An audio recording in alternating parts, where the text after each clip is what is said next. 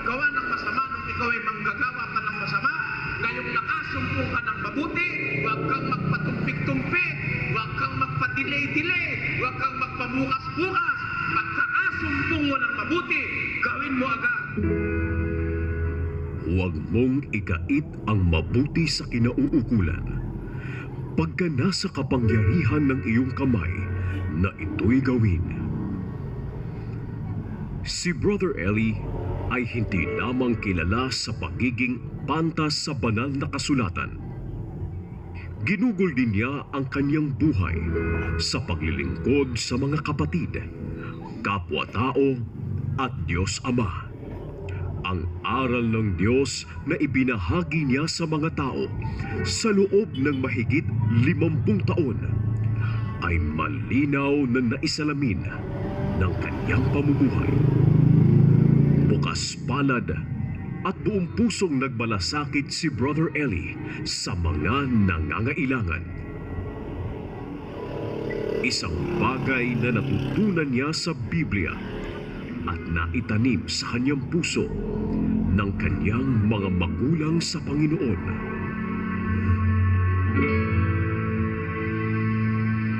We believe in this teaching of the Lord Jesus Christ that we have to share. It is our obligation. It is not an option. Calling it philanthropy. No. It is never an option in the Christian way of life. Nasubukan po namin na magpalipat-lipat po ng bahay. Tapos hanggang ngayon naman po, nakikitira po kami. Isa po sa mga challenges po namin yung pakikisama po sa tinitirhan namin. Isa po sa mga naitulong sa akin ng Lover God, yung nakapag-aral po ako ng libre na wala po akong binabayaran.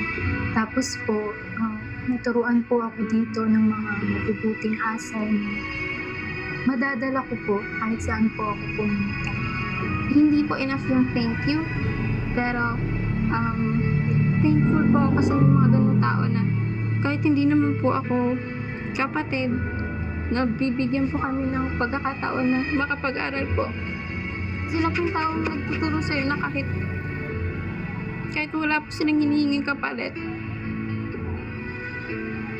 enough na po sa kanila makatulong sa kapwa nila kahit na madami pong masasamang words na sinasabi ng ibang tao sa kanila, pero patuloy pa rin po sila sa paggawa nila ng mabuti.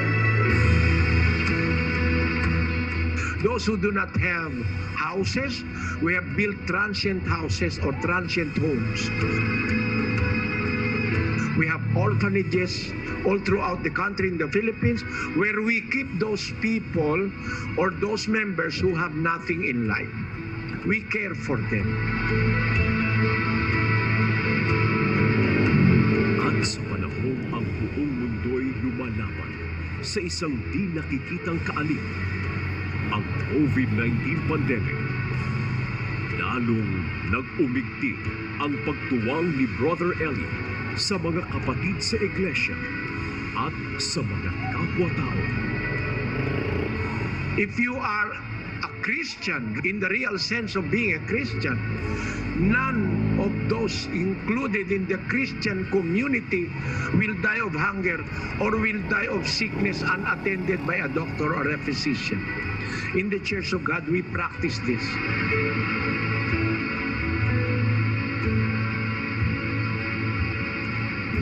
This is the way of life Christians should live.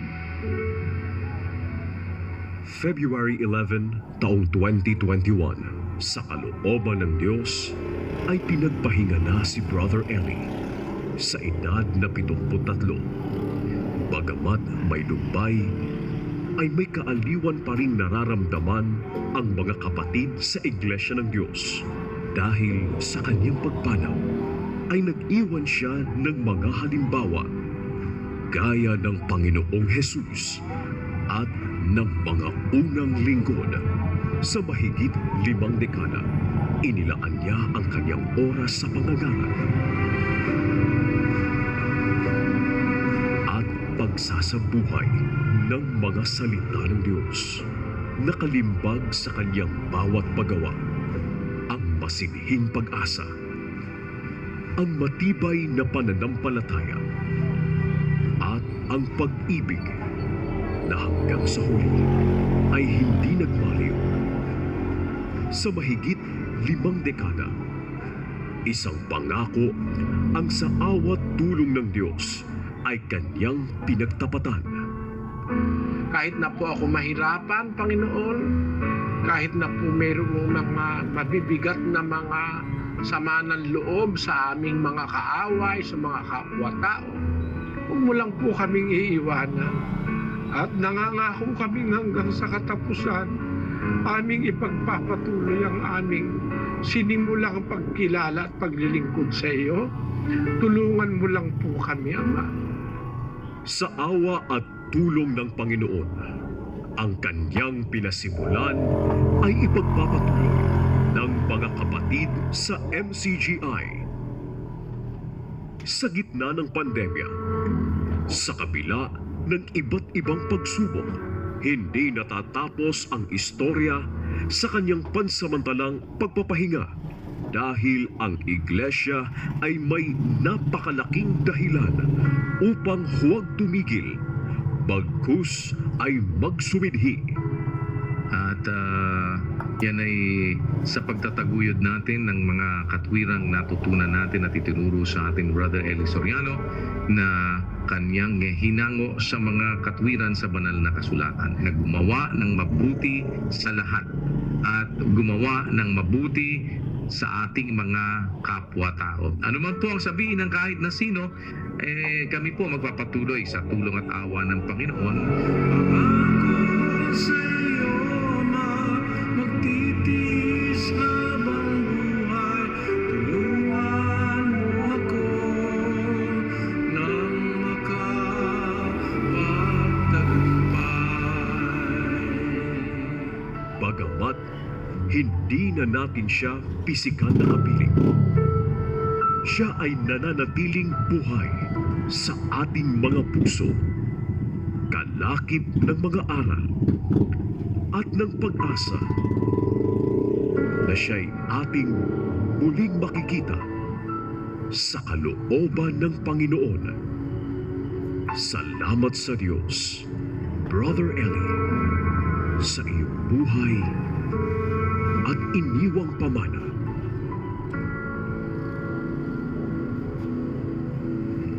Sa Diyos ang karangalan at ang kaluwalhatian, magpakailanman.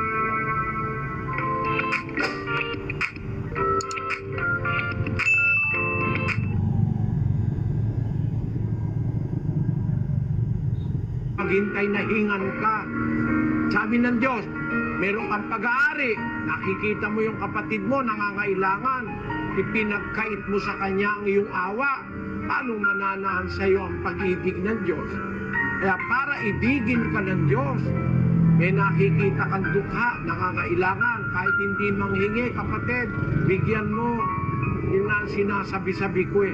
Hindi para magparangalan, hindi para magyabang. Maliit na bagay, lalo na kung mayaman ka. Hindi nga mababawasan ang kayamanan mo pagka tumulong ka sa mahirap eh. Pero alam nyo ba, pag gumagawa tayo ng ganun, napapautang natin ang Diyos. Bahala na kayong mag-isip.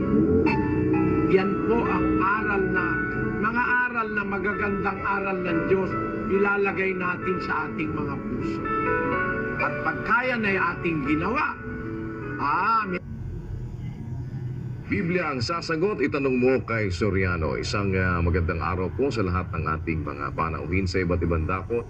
Muli po ay nagpapasalamat tayo sa Panginoon sa isa pang mabuting pagkakataon na kanyang ipinagkaloob sa atin upang makapagsagawa ng pag-aaral ng mga katwiran at ng mga aral ng Diyos na binabasa mula sa banal na kasulatan. At pakakasama natin ang ilang mga remote points na manggagaling sa Dubai, Macau, sa Ho Chi Minh City, sa Vietnam, sa Compostela Valley Province, sa Oroquieta City, Misamis Occidental, Masbate City, Palit Pampanga, Paniki Tarlac at tayo po ay sabayang napapanood sa pamamagitan po ng ating mga satellite providers at satellite facilities na ating ginagamit sa iba't ibang lugar kung saan mayroon tayong mga satellite receivers sa Pilipinas at sa ibayong dagat.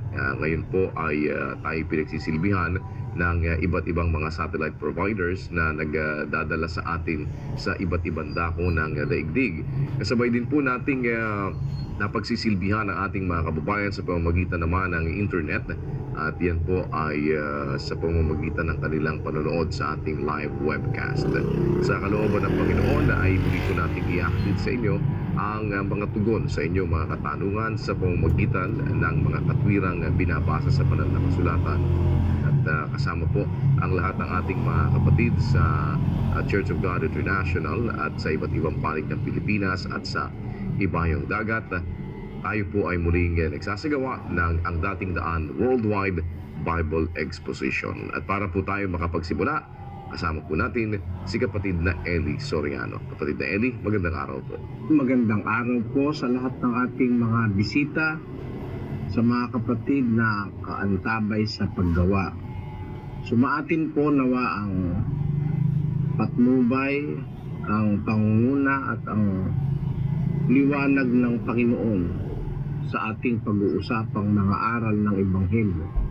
Hindi po kasi madali na ang kaliwanagan ng Ebanghelyo ay makita ng tao dahil meron pong nagpapadilim ng kaisipan ng tao. Doon sa ikalawang Korinto 4:4, Na binulag ng Diyos ng sanlibutan ito ang mga pag-iisip ng mga hindi nagsisisampalataya upang sa kanila'y huwag sumilang ang kaliwanagan ng Ebanghelyo ng kaluwalhatian ni Kristo na siyang larawan ng Diyos. yung sabi ni Apostol Pablo na Diyos ng sanlibutan ito, the God of this age. Ang tinutukoy po dyan ay si Satanas.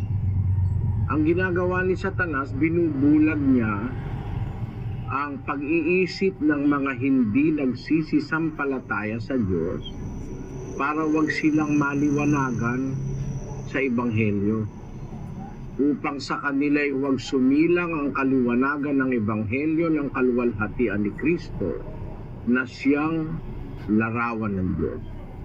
Kaya hindi po madaling bagay na ang aral ng Ebanghelyo ay sumilang sa puso o magliwanag sa puso ng tao, kasi meron pong nagpapadilim at ang kadilimang yan ay halos nasa buong sanlibutan. 62 ng Isayas. Sapagkat narito, tatakpan ng kadiliman ang lupa at ng salimuot na dilim ang mga bayan. Ngunit ang Panginoon ay sisikat sa iyo at ang kanyang kaluwalhatian ay makikita sa iyo. Ang hula po ni Propeta Isayas, tatakpan ng kadiliman ang lupa. Ang sabi sa English, For behold, the darkness shall cover the earth, and gross darkness the people. But the Lord shall arise upon thee, and his